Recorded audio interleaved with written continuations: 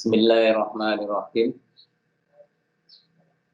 Assalamualaikum warahmatullahi wabarakatuh. Selamat pagi dan semangat pagi. Selamat jumpa kembali anak-anak sekalian dengan mata pelajaran Pendidikan Pancasila dan Kewarganegaraan bersama Pak Sugi. Gimana kabarnya anak-anak? Tentu kalian sehat semua ya. Alhamdulillah. Allah Subhanahu wa taala, Tuhan yang Maha Kuasa, telah mempertemukan kita semua dan kita diberikan kekuatan, kesehatan hingga bisa mengikuti materi pada hari ini. Sebelum kita mulai, marilah kita berdoa agar aktivitas yang kita lakukan pada kegiatan pagi ini bisa terlaksana dengan baik dan kita mendapatkan berkah dan rahmat dari Allah Subhanahu wa taala, Tuhan yang Maha Kuasa. Berdoa mulai.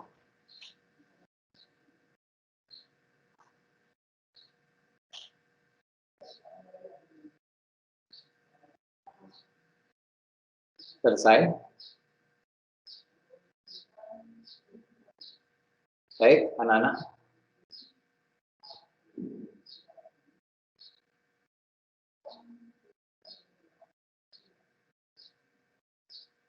Pada kali ini PPKN membahas materi yang berjudul memperkuat komitmen kebangsaan, yaitu pada bab terakhir, yaitu bab 6.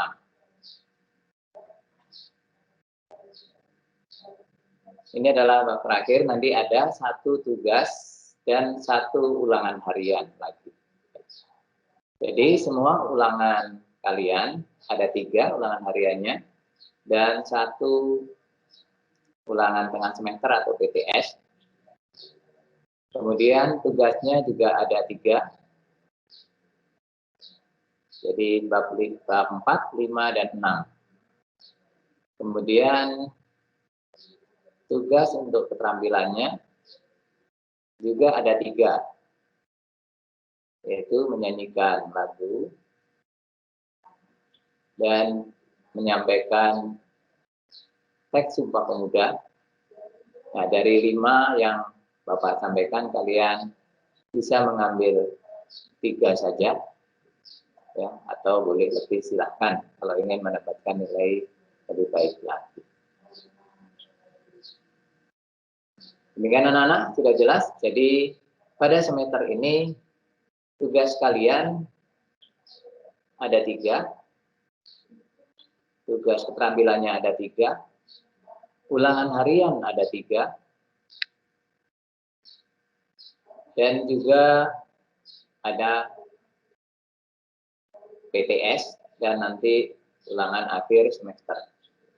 Nah, itu akan menjadi kelengkapan nilai kalian. Apakah kalian sudah mengerjakan semuanya? Berarti tugas kalian melaksanakan tugas dengan baik. Baik anak-anak, kita akan lanjutkan materi bab 6 ini, yaitu memperkuat komitmen kebangsaan. Sebuah bangsa akan tumbuh menjadi bangsa yang besar dan terhormat apabila memiliki nilai-nilai semangat dan komitmen kebangsaan yang tinggi. Bangsa Indonesia adalah bangsa yang besar dan memiliki potensi serta kapasitas untuk menjadi bangsa yang bersatu dan maju. Kita semua mencintai bangsa ini. Kita juga memiliki harapan agar bangsa ini menjadi bangsa yang modern, maju, mandiri, dan demokratis. Untuk mewujudkannya terdapat tantangan yang banyak. Namun kita yakin dengan semangat dan komitmen yang tinggi untuk mengatasi semua itu.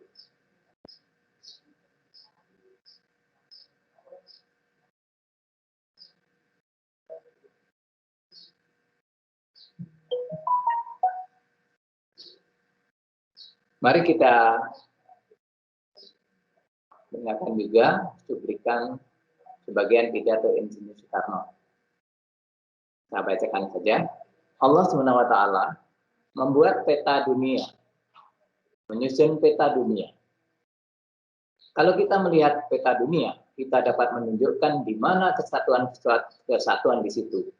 Seorang anak kecil pun, jikalau ia melihat peta dunia, ia dapat menunjukkan bahwa Kepulauan Indonesia merupakan satu kesatuan pada peta itu. Dapat ditunjukkan satu kesatuan gerombolan pulau-pulau di antara dua lautan besar. Lautan Pasifik, Lautan Hindia, dan di antara dua benua, yaitu benua Asia dan benua Australia. Ini melihat Kepulauan Indonesia yang terletak dalam posisi silang, yaitu di antara dua benua dan dua lautan besar. Seorang anak kecil dapat mengatakan bahwa pulau Jawa, Sumatera, Borneo atau Kalimantan, ya, Celebes atau Sulawesi, Halmahera, yang di Maluku, Kepulauan Sunda Kecil. Nah, Kepulauan Sunda Kecil ini adalah di Nusa Tenggara Barat dan Nusa Tenggara Timur, ya. Kemudian Maluku dan lain-lain pulau kecil lainnya adalah satu kesatuan. Demikian pula tiap-tiap anak kecil pun melihat pada peta bumi bahwa pulau-pulau Nippon yang membentang pada pinggir timur benua Asia sebagai cloudbreaker atau penghadang gelombang lautan Pasifik adalah satu kesatuan. Anak kecil pun dapat melihat bahwa tanah India adalah satu kesatuan di Asia Selatan, dibatasi oleh lautan Hindia yang luas dan gunung Himalaya.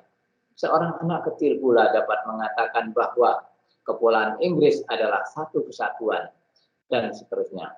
Tetapi bangsa Indonesia ialah seluruh manusia-manusia yang menurut geopolitik yang telah ditentukan oleh Allah SWT tinggal di kesatuannya. Semua pulau-pulau di Indonesia dari ujung Sumatera sampai ke Irian seluruhnya. Karena antara 70 juta ini sudah ada leadership di Tri Assemble, sudah terjadi karakter Keminsap Neci Indonesia. Bangsa Indonesia, umat Indonesia, jumlah orangnya adalah 70 juta. Tetapi 70 juta yang telah menjadi satu. Sekali lagi, satu. Ya, mungkin kalian garis bawah ininya. Leadership di Tri Assemble. Ini adalah dari bahasa Prancis, ya, yang artinya kemauan untuk bersatu, untuk bersama. Jadi 70 juta rakyat ini kemauan untuk bersama. Sudah terjadi karakter Keminsap itu adalah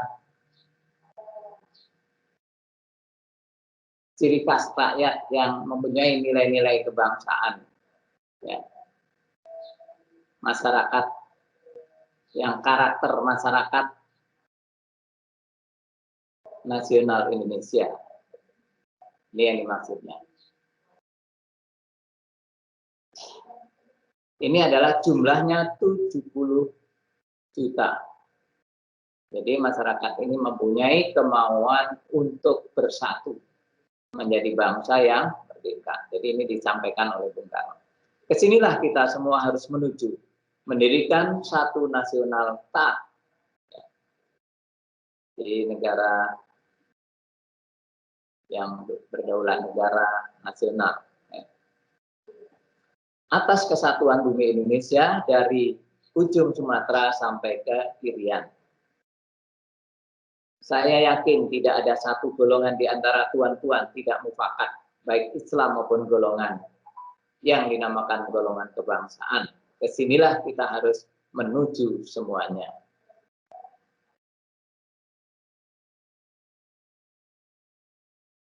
Apa informasi yang kalian peroleh dari tulisan di atas? Adalah yang disampaikan pada 1 Juni itu, Bung Karno menyampaikan tentang suatu negara kesatuan Republik Indonesia yang akan dibentuk nanti setelah merdeka, karena waktu itu belum merdeka, masih 1 Juni tahun 45. Kalian pasti ingin tahu lebih banyak tentang kesatuan, mari kita lanjutkan. Jadi untuk membantu kalian menjawab pertanyaan tersebut, berikut disampaikan pembahasan tentang semangat dan komitmen kebangsaan. Kalian juga dapat mencari informasi dari berbagai sumber lain. Bangsa Indonesia lahir dan bangkit melalui sejarah perjuangan bangsa yang pernah dijajah oleh Belanda selama 350 tahun dan Jepang 3,5 tahun. Akibat penjajahan, bangsa Indonesia sangat menderita, tertindas lahir batin, mental dan materialnya mengalami kehancuran di bidang ekonomi, politik, sosial, budaya, dan pertahanan keamanan, hingga sisa-sisa kemegahan dan kejayaan Nusantara seperti Kerajaan Sriwijaya dan Kerajaan Majapahit yang dimiliki rakyat di bumi pertiwi ini sirna dan hancur tanpa sisa. Para cendekiawan India telah menulis tentang Dwipantara, yaitu atau Kerajaan Hindu Jawa. Dwipa di Pulau Jawa, Sumatera sekitar 200 tahun sebelum Masehi.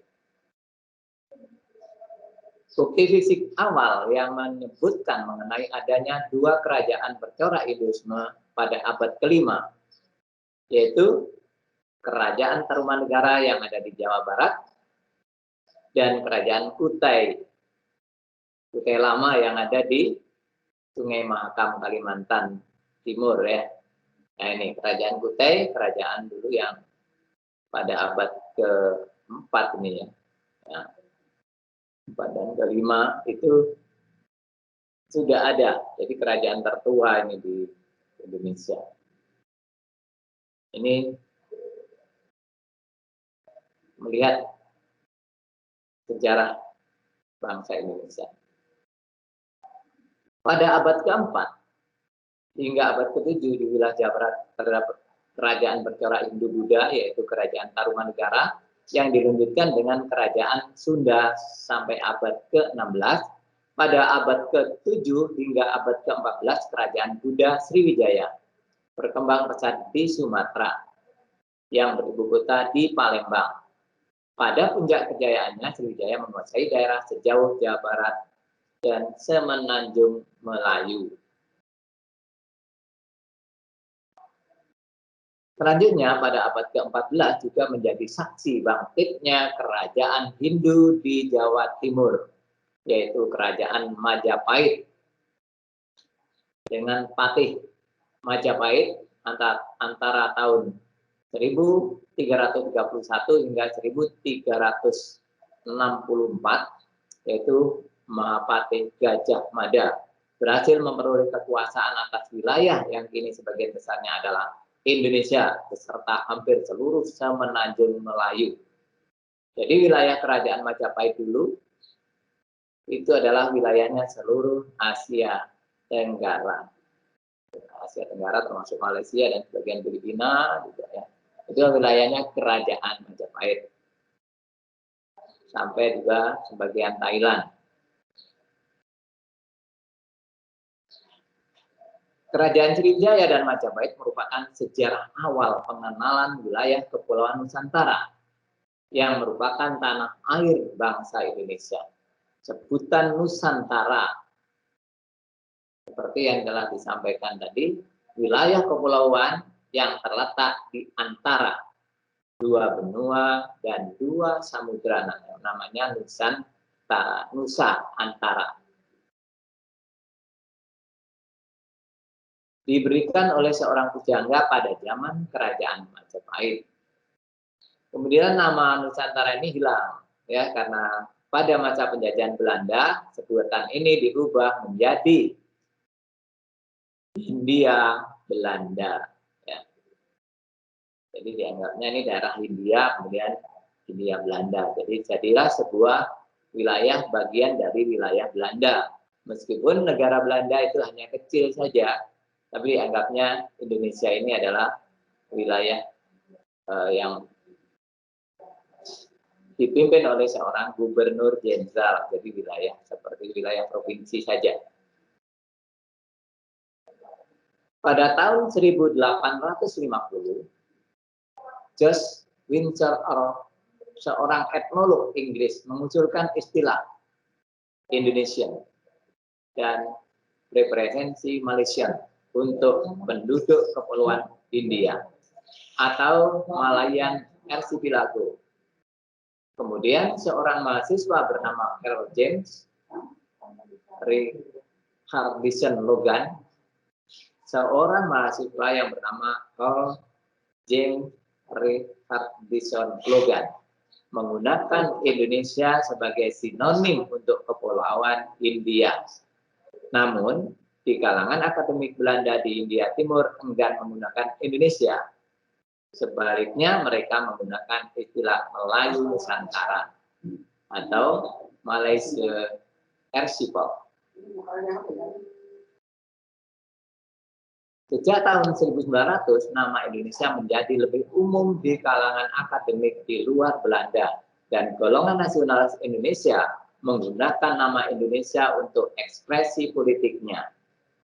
Adolf Bastian dari Universitas Berlin mempopulerkan nama Indonesia melalui bukunya Indonesian Order di Islandes Malaysian Archipelago.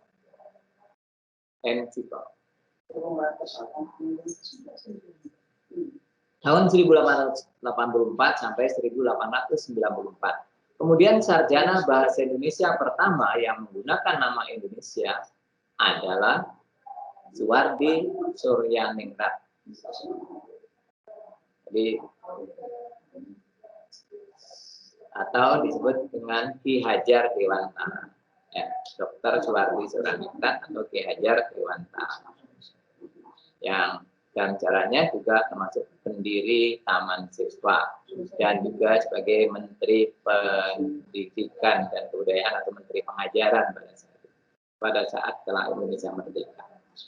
Kemudian ketika mendirikan kantor berita di Belanda dengan nama Indonesisch Persbureau. Jadi inilah sarjana pertama bahasa Indonesia pertama yang menggunakan nama Indonesia, yaitu Dr. Suwardi Suryaningrat atau Ki Hajar Dewantara pada tahun 1913.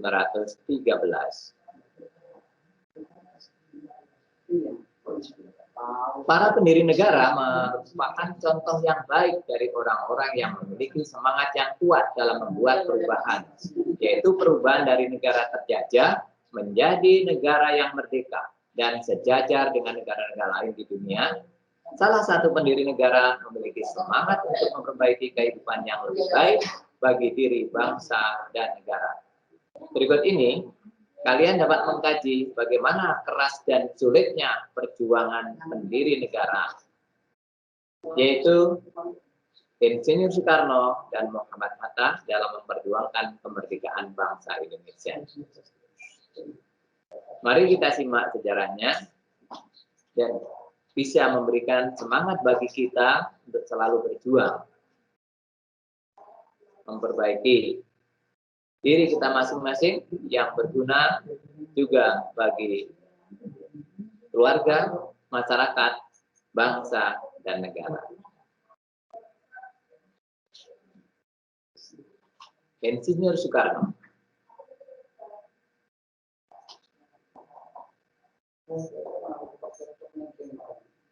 Presiden pertama Republik Indonesia, Soekarno, yang biasa dipanggil dengan Bung Karno, lahir di Blitar, Jawa Timur, tanggal 6 Juni 1901 dan meninggal di Jakarta, tanggal 21 Juni 1970.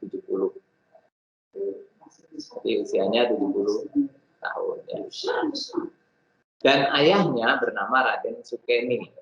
Sosrodiharjo dan ibunya Ida Ayu Nyoman Rais.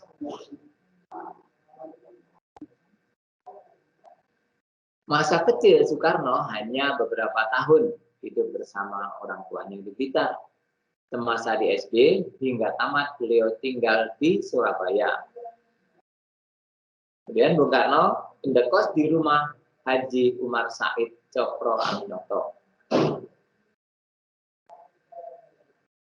Haji Umar Said Cokro Aminoto adalah politisi Kawakan yang sudah lama gitu ya. Hebat, pendiri Syarikat Islam. Kemudian beliau melanjutkan sekolah di Bung Karno melanjutkan sekolah di HBS Hoger Burger School. Saat belajar di HBS, Soekarno telah menggembleng jiwa nasionalismenya. Selepas lulus HBS tahun 1920, Soekarno pindah ke Bandung dan melanjutkan ke THS, Teknik School atau Sekolah Teknik Tinggi, yang sekarang menjadi Institut Teknologi Bandung atau ITB. Ya, apakah kalian nanti yang ingin jurusan teknik ke ITB atau Institut Teknologi Bandung, mudah-mudahan bisa ke sana yang punya keinginan ya.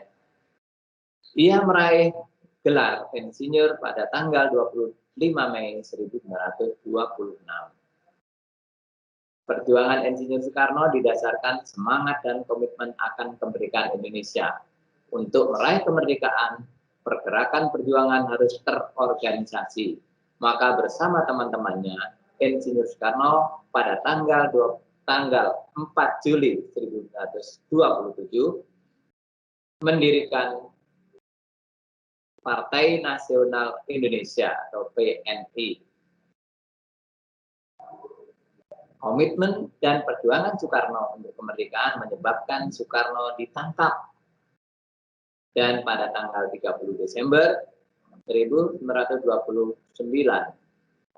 Soekarno dijebloskan ke penjara Banceu, Bandung. Di penjara Banceu, Insinyur Soekarno mendekam selama 8 bulan atas tuduhan pemberontakan. Soekarno yang menjabat ketua PNI dijebloskan ke penjara Banceu bersama rekan satu pergerakannya, yaitu Raden Gatot Mangkuprojo sebagai Sekretaris 2 PNI Pusat,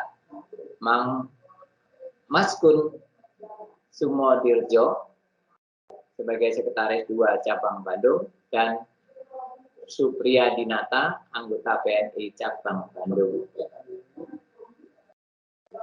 Di penjara itu, yaitu di penjara Banceu, Soekarno menempati sel nomor 5 yang hanya berukuran 2,5 kali 1,5 meter. Kalian bisa melihat itu kalau di buku paketnya juga ada gambarnya, ya. Dan berisi kasur lipat juga toilet yang non permanen. Ruangan yang pengap dan gelap dalam penjara Banceu tidak meruntuhkan semangat dan komitmen Insinyur Soekarno untuk terus berjuang bagi kemerdekaan Indonesia.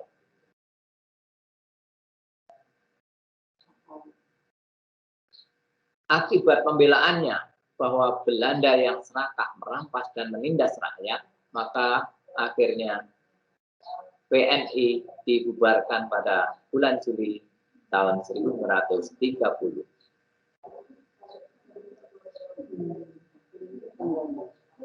Setelah keluar dari penjara, ia kemudian bergabung dengan Partindo.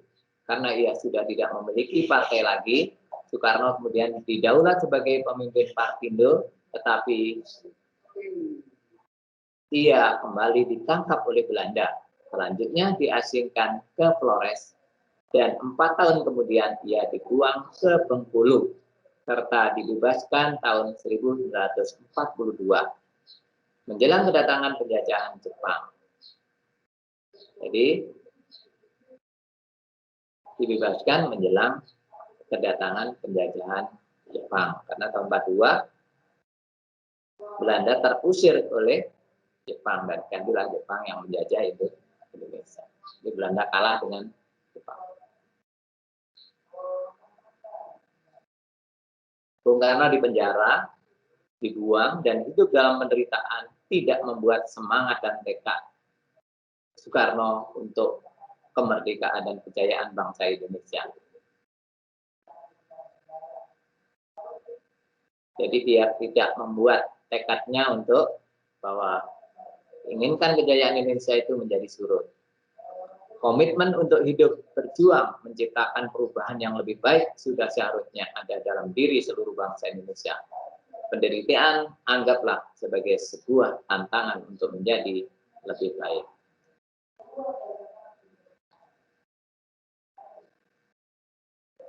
Berikutnya adalah Muhammad Hatta.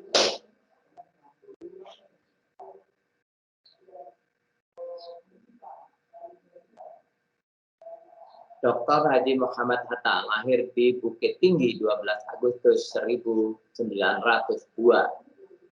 Jadi 1 tahun lebih muda dari Bung Karno. Muhammad Hatta merupakan organisatoris, aktivis partai politik, negarawan, proklamator, pelopor koperasi, dan wakil presiden pertama di Indonesia. Kiprahnya di bidang politik mulai saat ia terpilih menjadi bendahara Jong Sumatera Menbon, wilayah Padang pada tahun 1916. Jadi baru usianya 14 tahun ya.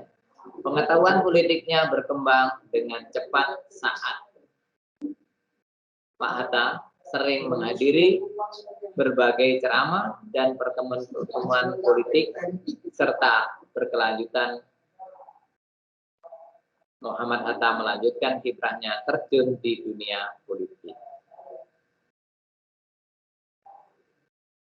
Sampai tahun 1921,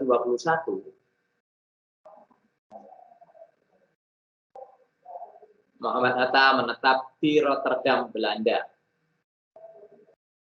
dan bergabung dengan sebuah perkumpulan pelajar tanah air yang ada di Belanda,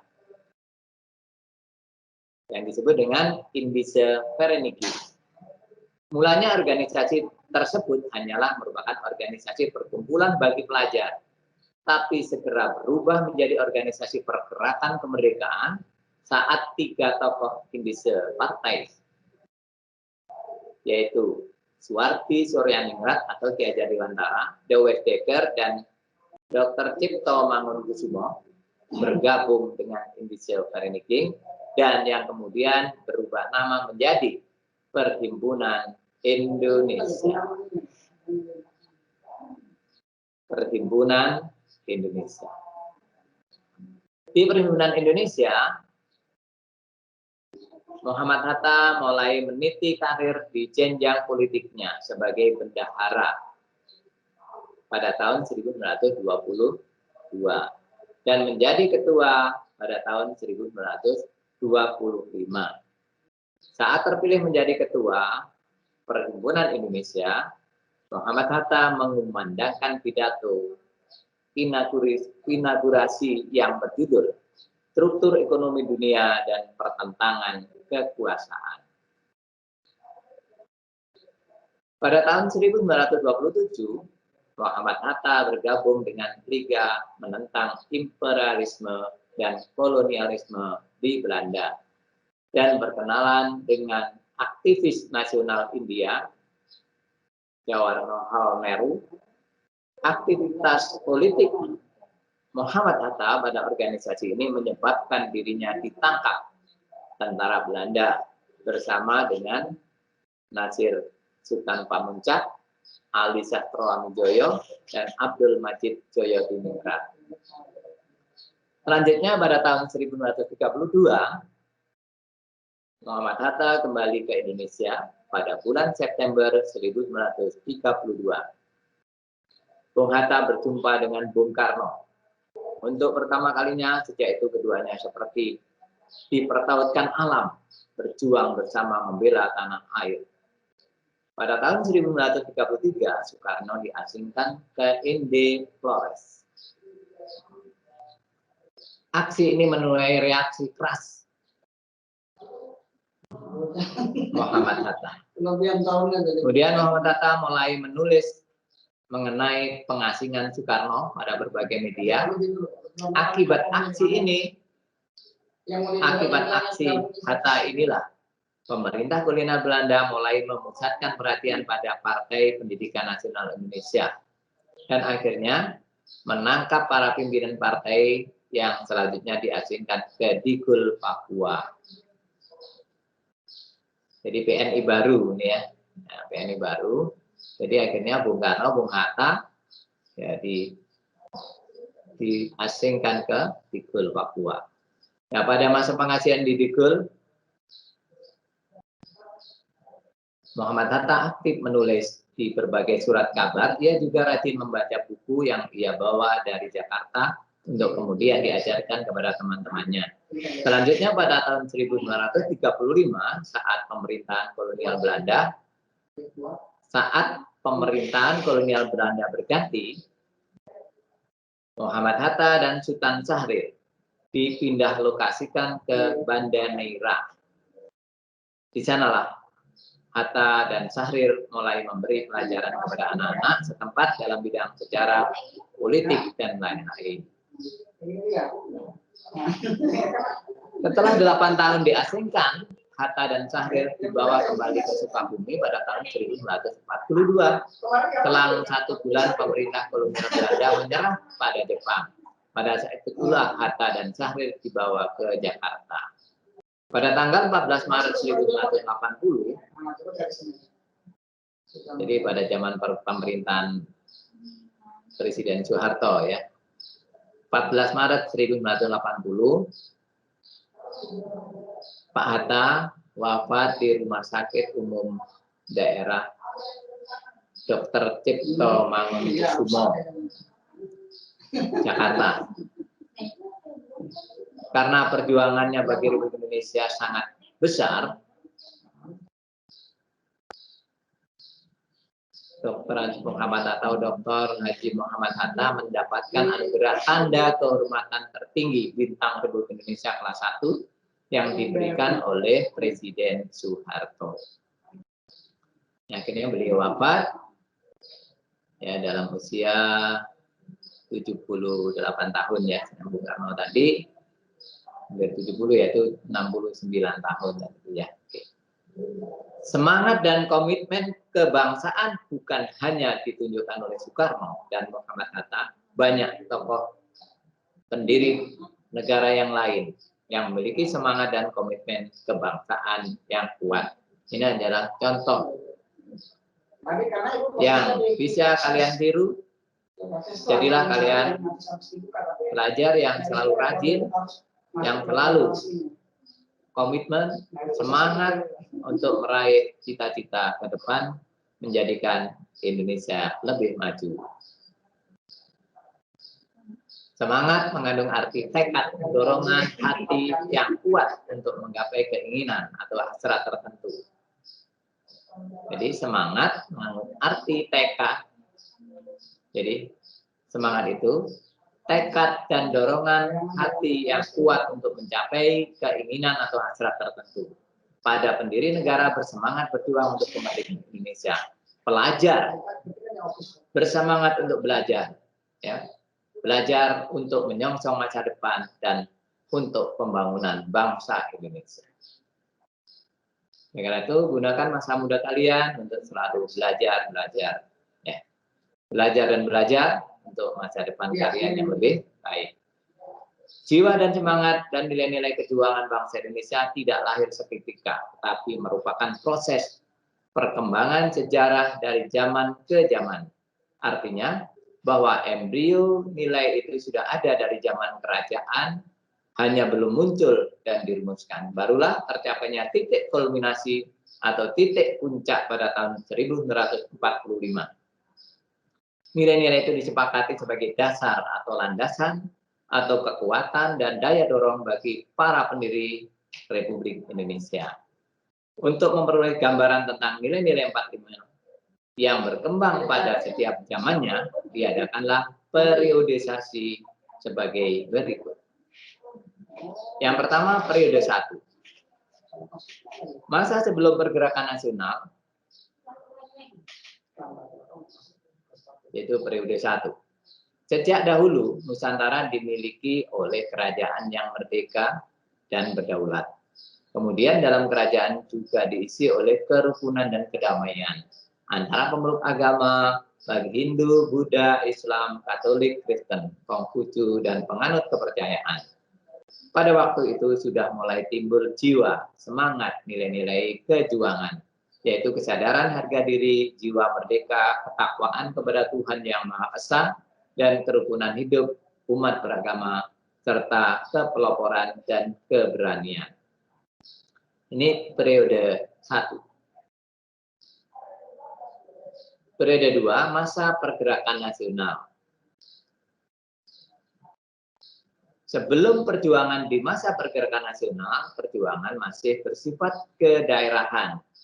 Perlawanan di wilayah Nusantara yang bersifat kedaerahan seperti dilakukan oleh Sultan Hasanuddin dari Makassar 1633 sampai 1636.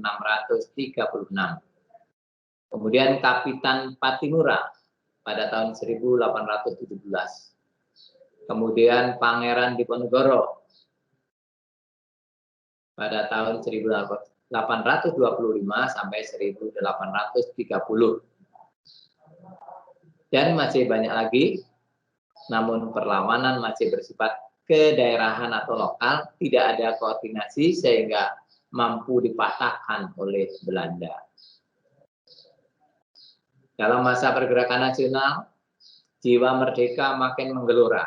Rasa harga diri bangsa tidak mau dijajah, menggugah semangat mereka dan perlawanan seluruh masyarakat terhadap penjajah untuk berusaha merebut kembali kedaulatan dan kehormatan bangsa.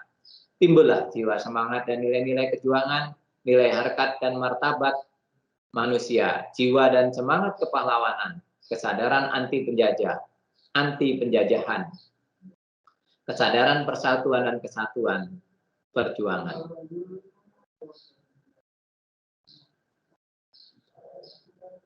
Tahap awal perjuangan nasional ditandai dengan lahirnya Budi Utomo, Serikat Dagang Islam atau Syarikat Islam 1912. Sedangkan Budi Utomo pada awalnya 1908, yaitu dikatakan sebagai kebangkitan nasional pada tanggal 20 Mei.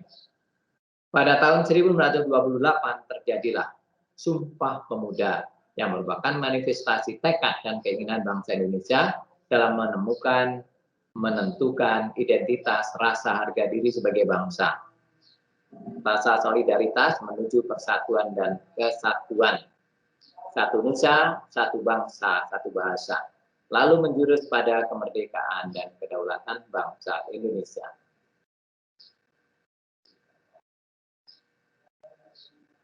Kemudian Jepang menjajah Indonesia tahun 1942 sampai 1945. Akibat penjajahan Jepang, rakyat Indonesia mengalami penderitaan yang luar biasa. Namun penggemblengan pemuda dapat menimbulkan semangat yang kukuh untuk memupuk militansi yang tinggi untuk merdeka. Penggemblengan oleh Jepang menimbulkan hikmah dan manfaat untuk merebut kemerdekaan. Tahap perjuangan antara kebangkitan nasional dan akhir masa penjajah Jepang merupakan persiapan kemerdekaan. Jiwa, semangat, dan nilai-nilai kejuangan semakin menggelora. Periode ketiga yaitu masa proklamasi dan perang kemerdekaan. Pada tanggal 17 Agustus 1945, bangsa Indonesia memproklamirkan kemerdekaannya. Lahirlah negara Indonesia. Negara Republik Indonesia tidak diterima oleh pihak Belanda dan Belanda ingin menjajah kembali. Mulailah bangsa Indonesia melakukan perjuangan dengan segala bidang. Bangsa Indonesia mencintai perdamaian, tapi lebih mencintai kemerdekaan. Bangsa Indonesia mencintai perdamaian, tetapi lebih mencintai kemerdekaan. damai, tapi kalau nggak merdeka maka harus berjuang untuk kemerdekaan. Oleh karena itu, bangsa Indonesia berjuang dengan mengangkat senjata, berjuang dalam bidang politik maupun melakukan diplomasi. Jadi, perjuangan, senjata, dan juga diplomasi. Nah, perjuangan mempertahankan kemerdekaan melahirkan nilai-nilai operasional yang memperkuat jiwa, semangat dan nilai-nilai kejuangan, terutama rasa bangga diri sebagai bangsa yang merdeka, semangat untuk berkorban demi tanah air, bangsa dan negara. Perjuangan bangsa Indonesia sampai ke periode ketiga ini diberi nama sebagai jiwa dan semangat nilai-nilai 45. Pada periode keempat, yaitu masa perjuangan mengisi kemerdekaan. Perjuangan masa ini tidak terbatas waktu karena perjuangan bermaksud mencapai tujuan akhir nasional, seperti yang tercantum dalam pembukaan UUD 45. Melindungi segenap bangsa Indonesia dan seluruh tumpah darah Indonesia, memajukan kesejahteraan umum, mencerahkan kehidupan bangsa, dan ikut melaksanakan ketertiban dunia yang berdasarkan kemerdekaan abadi dan keadilan sosial. Maka disusunlah kemerdekaan kebangsaan Indonesia itu dalam suatu Undang-Undang Dasar Negara Indonesia yang terbentuk dalam suatu susunan negara Indonesia yang berkedaulatan rakyat dengan berdasar kepada ketuhanan yang Maha Esa, kemanusiaan yang adil dan beradab, persatuan Indonesia, dan kerakyatan yang dipimpin oleh hikmat kebijaksanaan dalam permusyawaratan perwakilan, serta dengan mewujudkan suatu keadilan sosial bagi seluruh rakyat Indonesia. Itulah tujuan akhir bangsa Indonesia, itu menjadikan keadilan sosial bagi seluruh rakyat Indonesia. Dalam periode ini, jiwa dan semangat nilai-nilai kejuangan yang berkembang sebelumnya tetap lestari, yaitu nilai-nilai dasar yang terdapat pada Pancasila, Proklamasi, dan Kemerdekaan 17 Agustus 1945. Pada saat ini, tantangan kehidupan berbangsa dan bernegara tidaklah kecil. Tantangan menjaga keutuhan dan kejayaan bangsa dapat datang dari dalam dan luar negeri. Malas, korupsi, pemberontakan, krisis ekonomi merupakan tantangan yang berasal dari dalam dan harus dihadapi oleh seluruh anggota masyarakat. Penjajahan secara fisik pada saat ini kemungkinan sangat kecil terjadi, tapi ancaman dari luar yang bersifat non-fisik, pengaruh negatif dari budaya asing, gaya hidup, hoax, dan sebagainya, datangnya ajaran yang tidak sesuai dengan Pancasila, janganlah dianggap sebelah mata atau hal yang diremehkan. Untuk menghadapi semua tantangan tersebut, jiwa dan semangat 45 patut kiranya untuk tetap dipertahankan. Semangat 45 adalah dorongan dan manifestasi dinamis dari jiwa 45 yang membangkitkan kemauan untuk berjuang merebut kemerdekaan bangsa, menegakkan kedaulatan rakyat, serta mengisi dan mempertahankannya. Nilai-nilai yang terdapat dalam Pancasila dan Proklamasi Kemerdekaan 17 Agustus 45 serta UUD 45 merupakan nilai dasar dari jiwa dan semangat 45. Nilai-nilai 45 lahir dan berkembang dalam perjuangan bangsa Indonesia dan merupakan daya dorong mental spiritual yang kuat untuk mencapai kemerdekaan. Selanjutnya, tujuan pembukaan UUD 45 adalah sebagai berikut. Ketakwaan terhadap Tuhan yang Maha Esa. Lalu kita itu bertakwa. Bertakwa berarti menjalankan semua perintah Tuhan, perintah Allah, dan menjauhi segala larangan. Jiwa dan semangat merdeka, nasionalisme,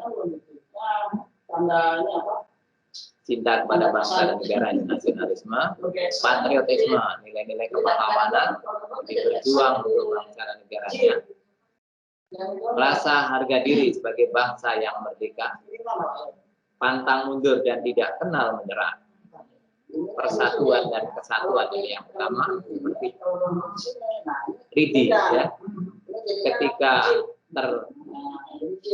terhambur maka Ridi itu dipukulkan tidak sakit kalau satu-satu ya. Kalau begitu berkumpul di hati satu maka akan menjadi kuat ya, dan bisa mengalahkan musuh yang besar karena bersatu. Anti penjajah dan penjajahan. Percaya pada diri sendiri atau percaya akan kemampuan dan kekuatan sendiri. Percaya pada hari depan yang gemilang dari bangsanya. Idealisme perjuangan yang tinggi. Berani, rela, dan ikhlas berkorban untuk tanah air, bangsa, dan negaranya. Kepahlawanan. 14 sepi ing pamrih rame ing gawe. Sepi ing pamrih, jadi tidak pamrih, tidak memberikan, tapi dia bekerja keras. Bekerja keras tapi tidak ya, bekerja dengan ikhlas tapi tidak dilihat-lihatkan orang, di pamer-pamerkan gitu ya. Ya, pamrih itu diperlihatkan ke orang, oh ini loh kalau nggak saya gitu ya. Nah, sepi ing pamrih rame ing gawe. Jadi biarlah orang menilai sendiri apa yang kita kerjakan, kebaikan-kebaikan kita. Itu namanya sepi ing pamrih rame ing gawe. Kemudian kesetia kawanan, senasib, sepenanggungan, dan kebersamaan. Yang ke-16, disiplin yang tinggi. Dan 17, ulet dan tabah menghadapi segala gangguan. Demikian anak-anak kalian yang Bapak bisa sampaikan pada pagi hari ini. Dan nanti ada pertanyaan berikutnya akan Bapak sampaikan melalui Google Classroom, baik pertanyaan, tugas maupun ulangan hariannya. Ya, tinggal 1 ulangan harian dan 1 tugas. Kemudian kalian akan menuju ulangan akhir semester, ulangan akhir semester. Nah, nanti kemudian kenaikan kelas. Nah, ini selesaikan semua nilai-nilai kalian, kerjakan semua dengan baik semuanya, beritahukan kepada teman-temannya yang belum mengerjakan, diajak untuk mengerjakan yang mana saja yang belum dan mana saja yang sudah. Oke. Demikian yang Bapak sampaikan.